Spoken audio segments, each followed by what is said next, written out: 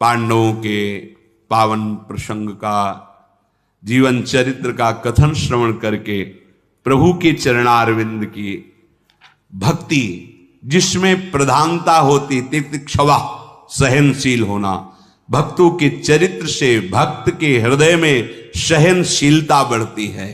क्योंकि जब हम देखते हैं भयानक ऐसी परिस्थितियों में भी वो धर्म का त्याग नहीं करते, वो भगवत स्मरण नहीं छोड़ते, तो हमें बल मिलता है, हमें साहस मिलता है। प्रसंग चल रहा है विराट नगर में,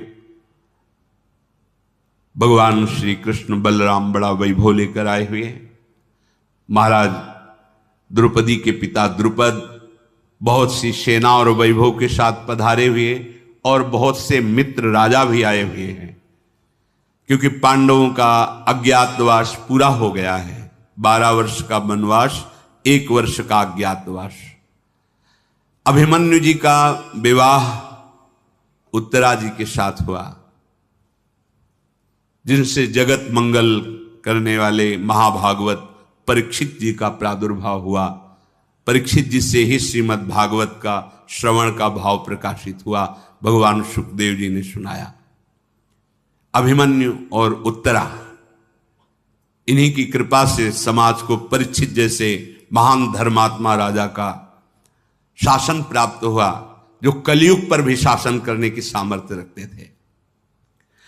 रात्रि में सब विश्राम किए, प्रातः काल जगे और सब विराट की सभा में उपस्थित हुए। मत्स्य देश के अधिपति विराट, इनकी सभा अत्यंत सुंदर सजाई गई थी, क्योंकि सब निमंत्रण किए गए थे, तो ये सब महान महान पधारे थे। मणियों, मोती, मूंगे, इनकी सब झालरें लगी हुई हैं। फर्श और दीवार उत्तम रत्नों से बनी हुई है। सभा भवन बहुत सुंदर है। उसमें यथायोग्य सिंहासन विराजमान है, जहां जगमग जगमग मणियों की कांति हो रही, सुगंधित पुष्पों की मालाओं से बंधनवार सजाया गया है। सब नरपति आकर के वहां विराजमान हो रहे हैं। सबसे पहले वयोवृद्ध महाराज विराट और द्रुपद अपने आसन पर आसीन हुए। फिर समस्त भूतपतियों में माननीय श्री वसुदेव जी के साथ भगवान श्री कृष्ण और बलराम इस सिंहासन पर विराजमान हुए। पांचाल राज द्रुपद जी के पास ही शिनी वंश के श्रेष्ठ वीर सात्यकी, ये महाबलवान है। रोहिणी नंदन भगवान बलराम जी, मत्स्यराज विराट के अत्यंत निकट भगवान श्री कृष्ण, उनके अत्यंत निकट धर्मराज युधिष्ठिर का सिंहासन। राजा द्रुपद के सब पुत्र भीमसेन, अर्जुन, नकुल, सहदेव, प्रद्युम्न, सांब, विराट के पुत्रों सहित अभिमन्यु, द्रौपदी के सभी पुत्र स्वर्ण जटित सिंहासनों पर समान विराजमान हुए। द्रौपदी के 5 पुत्र पराक्रम, सौंदर्य और बल में अपने पिता पांडवों के समान ही थे, वो भी सिंहासन पर विराजमान हुए। इस प्रकार ये बड़े बड़े महावीर परम प्रतापी जन जब अपने अपने आसनों पर बैठ गए, तब भगवान श्री कृष्ण चंद्रजू पांडवों के कार्य के लिए खड़े हुए सिंहासन में और कहा, सम नरेश मेरी बात को सुने, जो सार गर्भित है और उत्तम फल देने वाली है। उपस्थित राजाओं, सबको मालूम होना चाहिए कि सुबल पुत्र शकुनी ने द्यूत सभा में कपट पूर्वक धर्मराज युधिष्ठिर को परास्त किया, इनका राज्य अपहरण कर लिया और जुए में शर्त रखी गई कि जो अब की बार हारेगा वो 12 वर्षों तक वनवास और 1 वर्ष तक अज्ञातवास करेगा। पांडव सदा सत्य और धर्म पर आरूढ़ रहते हैं। सत्य ही इनका रथ है। इनमें वेग पूर्वक समस्त भूमंडल को जीत लेने की सामर्थ्य है।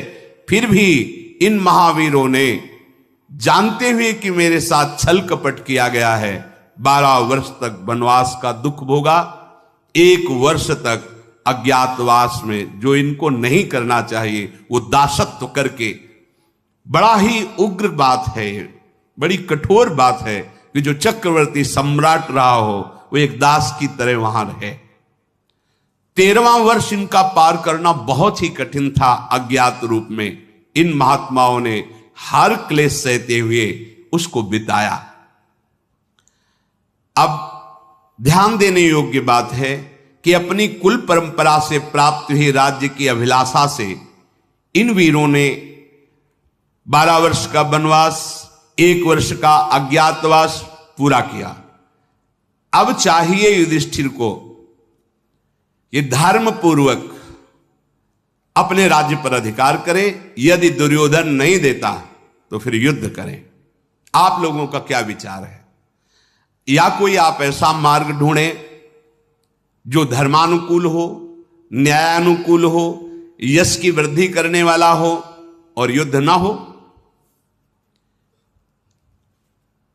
महाराज युधिष्ठिर तो इतने संतोषी हैं कि अगर इनको एक छोटा सा गांव भी मिल जाए तो ये पांचों भाई अपने परिकर सहित रह के गुजारा कर लेंगे, युद्ध नहीं करेंगे। पर हम आपको बता देते हैं कि दुर्योधन इतना दुष्ट स्वभाव का है कि वो एक गांव भी देने के लिए तैयार नहीं होगा।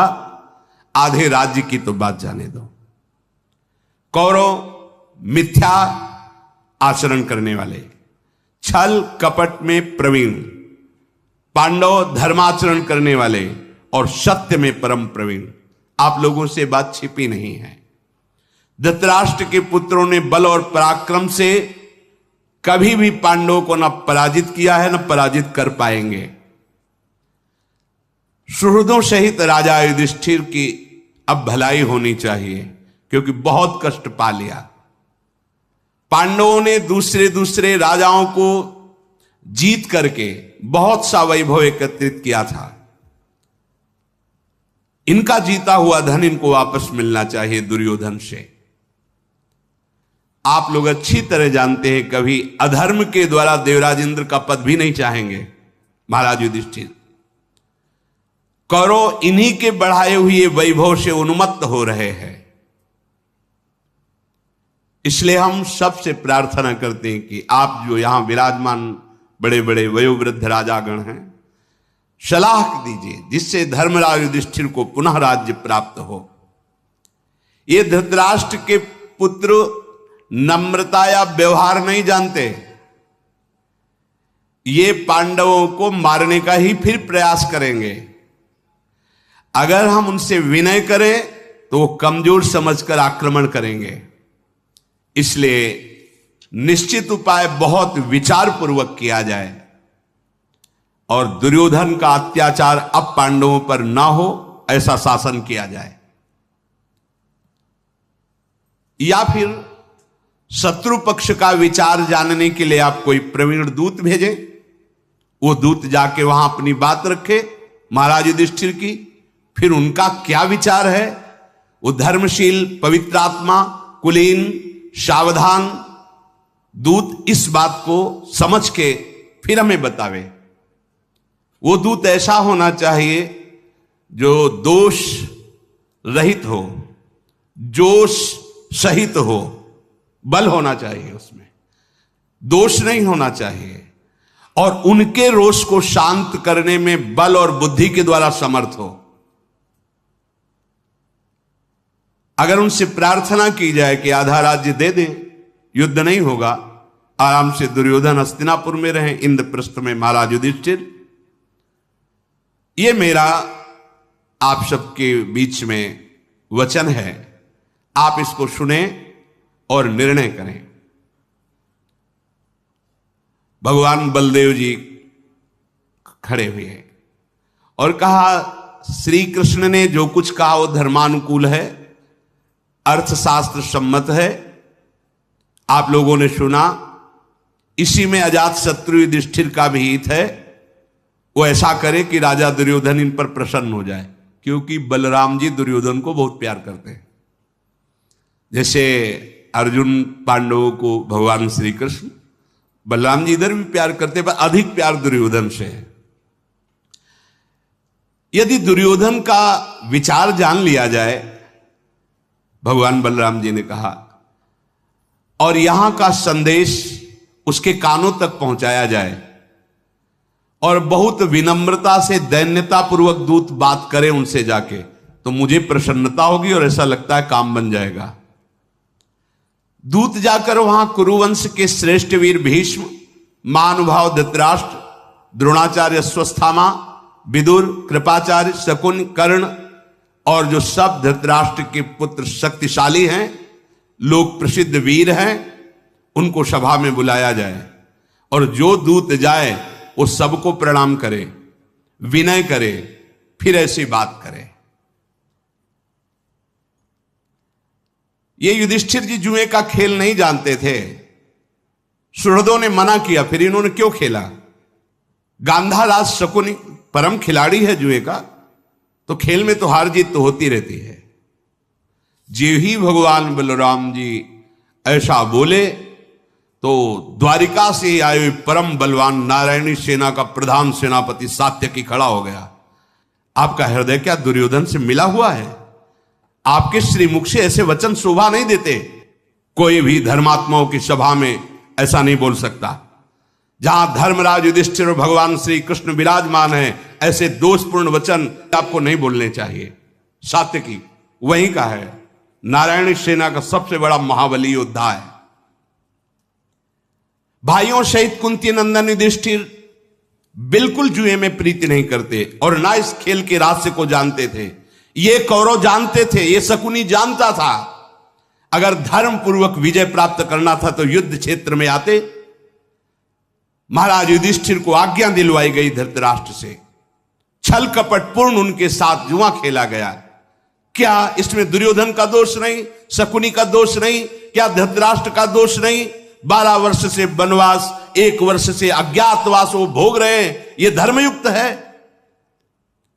वनवास के बंधन से मुक्त हुए अब पांडवों को उनके पिता का राज्य मिलना चाहिए। महाराज पांडु जिस सिंहासन पर विराजमान थे, युधिष्ठिर अन्यायियों को दंड देंगे।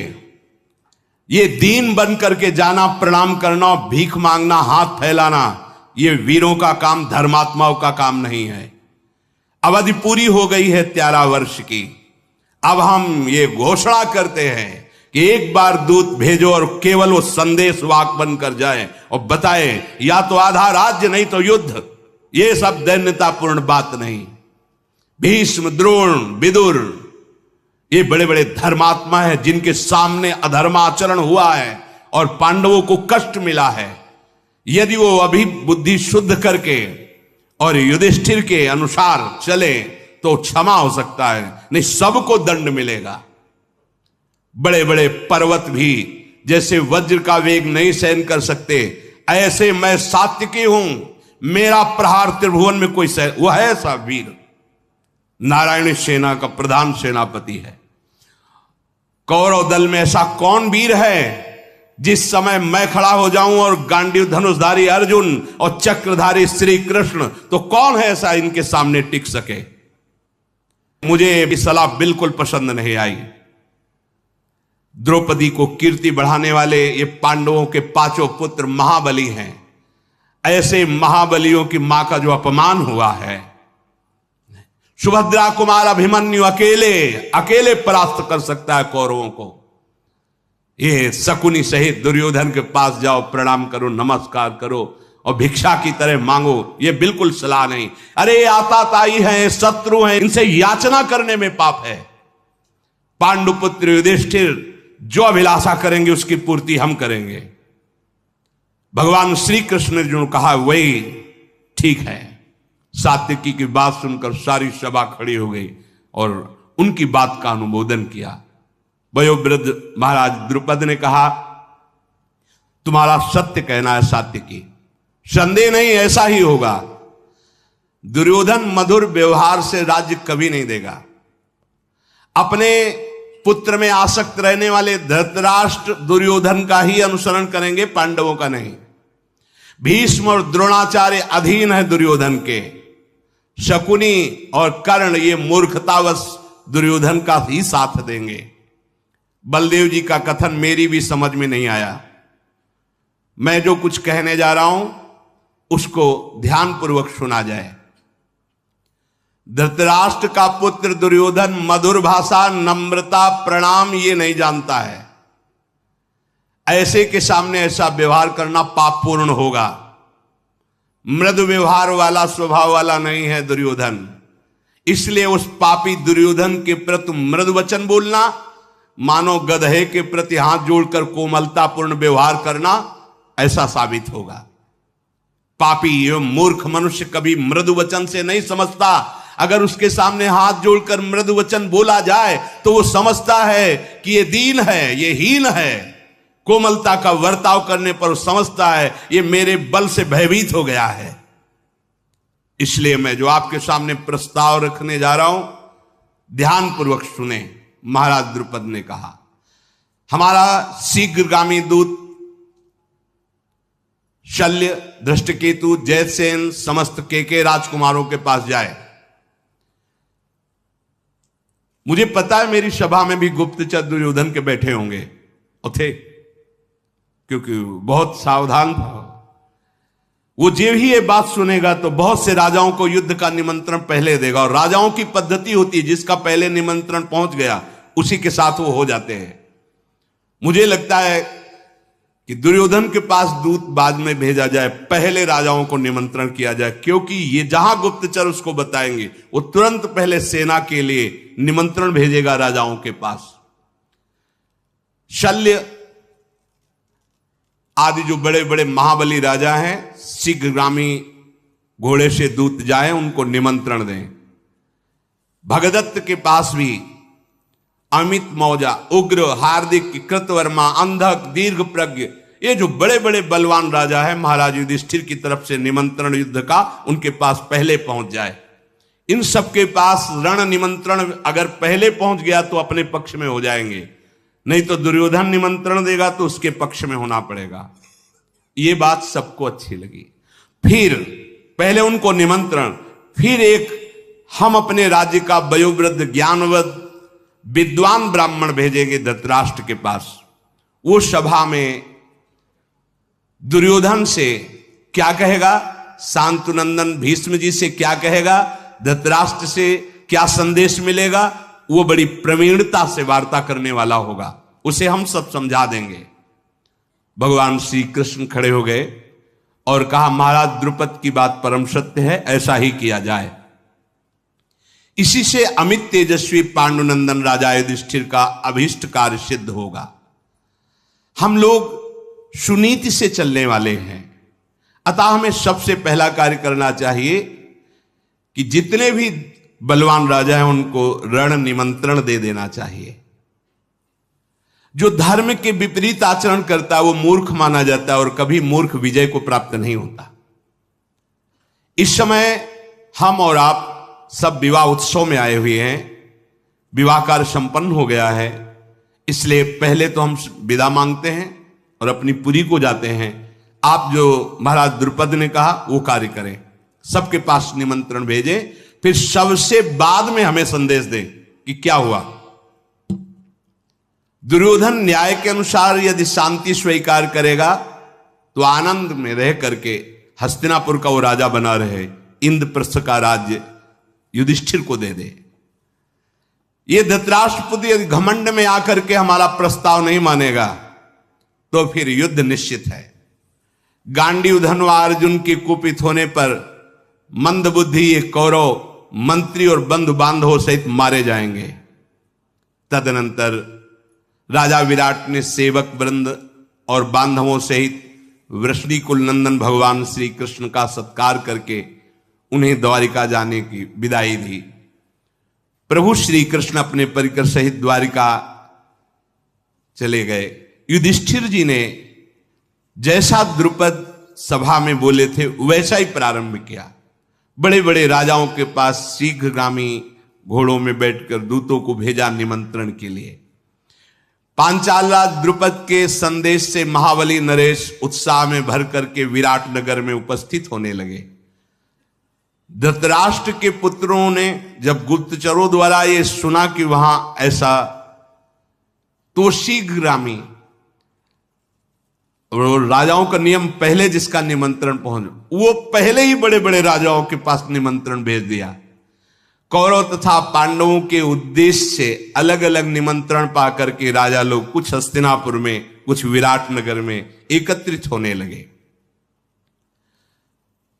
पुरोहित को तैयार करके राजा द्रुपद ने कहा, तुम बुद्धिजीवी हो, शास्त्रज्ञ हो और सबकी भावनाओं को समझने वाले हो, इसलिए तुम सभा में जाना और जाकर के शुक्राचार्य और बृहस्पति के समान जिसकी बुद्धि है, ऐसे विदुर जी, भीष्म जी, इनको सभा में उपस्थित रखना, तभी बात करना।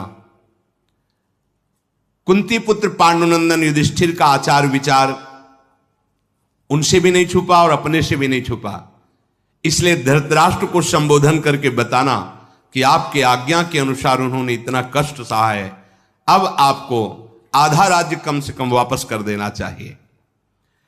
यदि राजा धृतराष्ट्र धर्मयुक्त बातें कहते हैं तो सुनना, अगर नहीं कहते हैं तो आपको उनका समर्थन नहीं करना और उत्तर दे देना है कि फिर भीष्म, द्रोणाचार्य, कृपाचार्य और आप भी ये सुन लीजिए कि महान युद्ध की तैयारी हो रही है, फिर सर्वनाश ही होगा।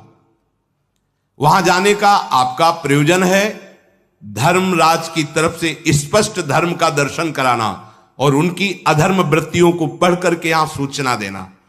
तुम में कोई भय नहीं होना चाहिए, क्योंकि आप वेदवेत्ता ब्राह्मण हैं और दूसरे दूत कर्म में है, तुम वहां मारे नहीं जाओगे, इसलिए भयभीत मत होना। द्रुपद के द्वारा इस प्रकार अनुशासित होकर के वो पुरोहित हस्तिनापुर को गया। पांडवों के हित के लिए अपने ब्रह्मचारी शिष्यों के साथ कौरव की राजधानी में उपधारा। पुरोहित को हस्तिनापुर भेज करके यत्र तत्र राजा जो आ रहे थे युद्ध के लिए उनका सम्मान करने लगे।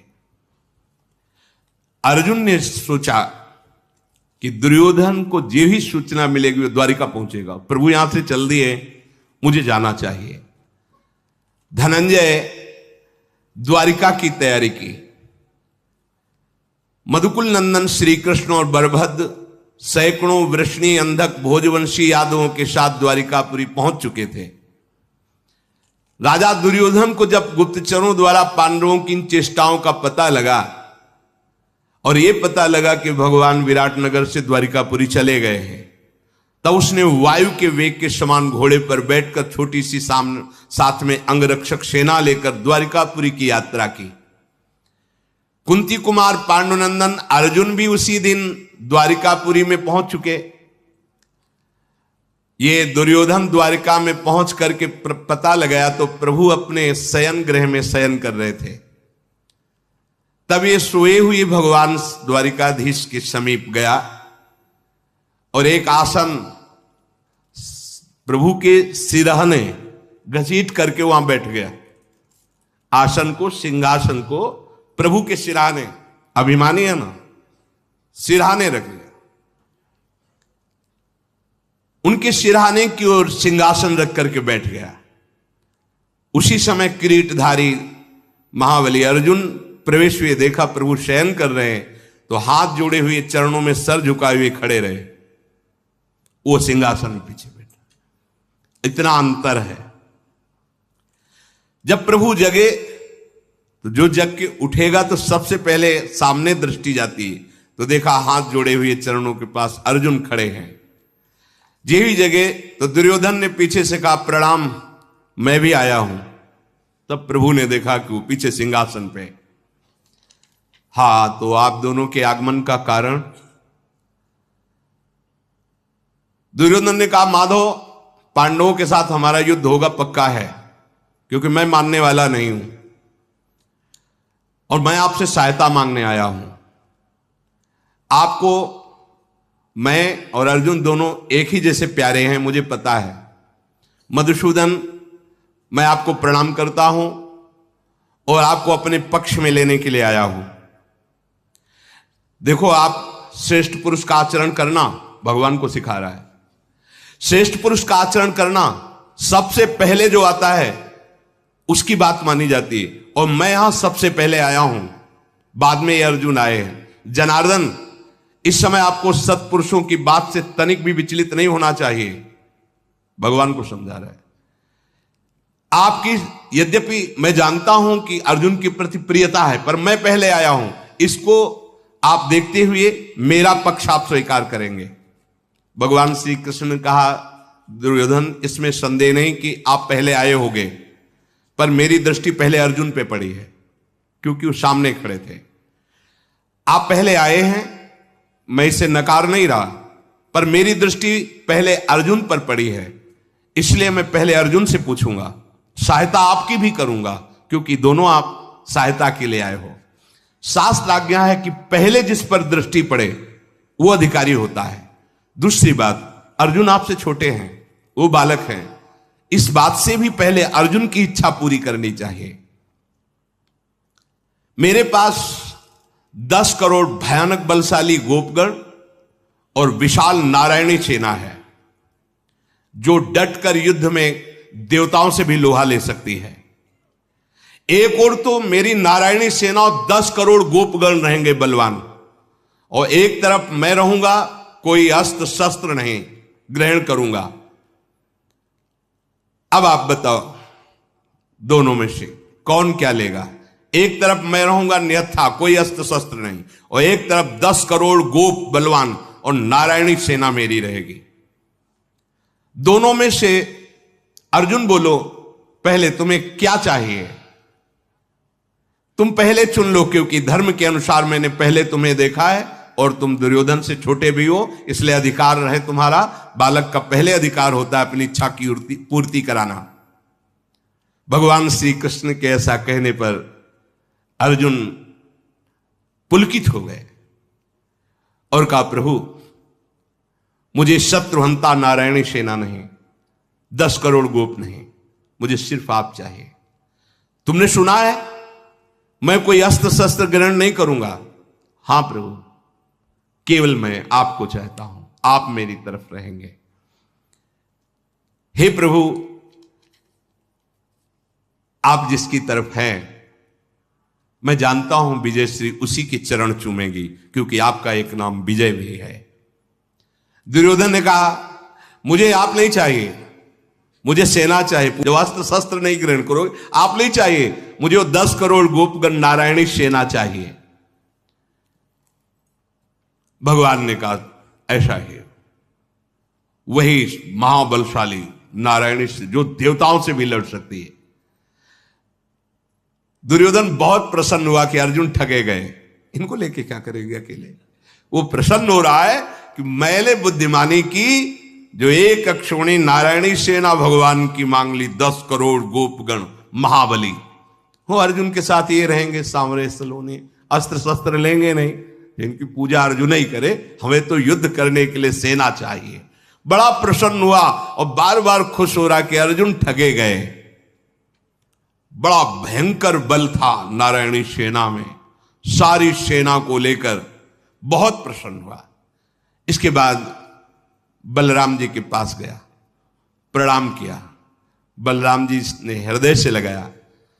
बलराम जी ने कहा, धृतराष्ट्र पुत्र दुर्योधन, तुम इस समय यहां कैसे आए हो? मैं राजा विराट के विवाह उत्सव में था, तो जो कुछ मैंने कहा तुम्हें गुप्तचरों ने बताया होगा। बोले, हां भगवान, मैं इसीलिए जानता हूं आप मुझे बहुत प्यार करते हैं। मैं चाहता हूं कि युद्ध होगा पांडवों से, आप हमारे पक्ष में रहें। तो उनका मैं बाध्य हूं, जिधर श्री कृष्ण होते हैं मैं उनका विरोध नहीं कर सकता। बलराम जी ने कहा, यद्यपि मैं तुम्हें बहुत प्यार करता हूं, पर मैं बाध्य हूं, जिधर श्री कृष्ण होते हैं उनका विरोध नहीं कर सकता। मैं तुम्हें भी प्यार करता हूं, और श्री कृष्ण तो जिधर श्री कृष्ण उधर विरोध कर नहीं सकता, और तुम्हारे पक्ष में अब हो नहीं सकता, क्योंकि तुम्हारे पक्ष में का मतलब है श्री कृष्ण का विरोधी होना, वो मैं हो नहीं सकता। इसलिए न मैं तुम्हारे साथ रहूंगा युद्ध में, ना अर्जुन के साथ रहूंगा, मैं युद्ध में रहूंगा ही नहीं, ये मैंने निश्चय कर लिया है। श्री कृष्ण की ओर देखना मेरा स्वभाव है।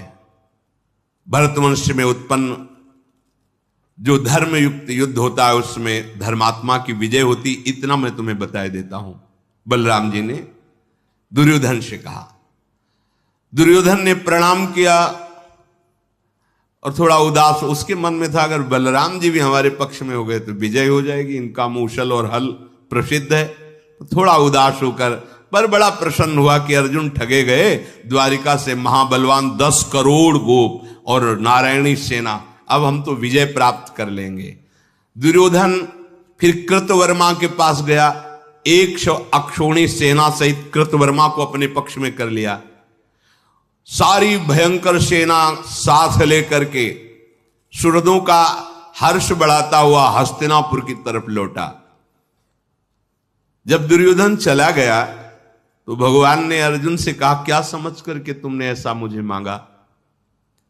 थोड़ा तो सोच विचार लेते, युद्ध में नारायणी सेना कितनी बलवान है, तुम्हारा सहयोग करती।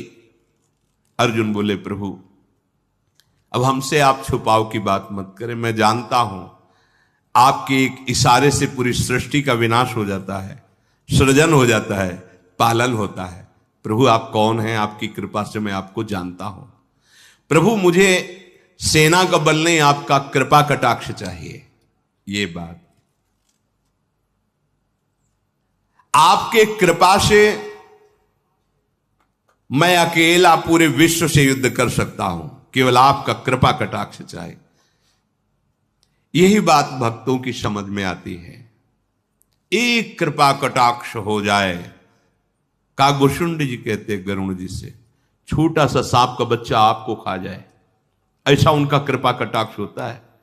मच्छर को ब्रह्मा बना दे, ब्रह्मा को मच्छर बना दे, जड़ को चैतन्य, चैतन्य को जड़, ऐसा उनका कृपा कर। मूकम करोति वाचालम पंगुम लंघयते गिरिम यत् कृपा तमहम वंदे परमानंद माधवम। बहुत सामर्थ्यशाली कृपा कटाक्ष हरि का है। अर्जुन ने कहा, मुझे नारायणी सेना नहीं, आपका कृपा कटाक्ष चाहिए, बस बस।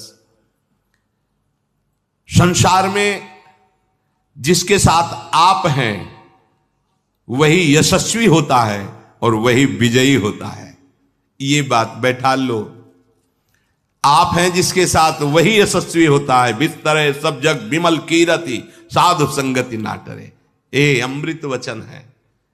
संसार को साथी मत बनाओ, प्रभु को साथी बना लो तो संसार भी तुम्हारे लिए जो दुखालय कहा गया हो आनंदमय हो जाएगा। शास्त्रों में आता है भगवान का भजन करने वाले के लिए 10 दिशाएं मंगलमय हो जाती है। प्रभु मैंने इसलिए आपका वर्ण किया है कि मैं आपको देख देख करके महाबलशाली होता रहूंगा।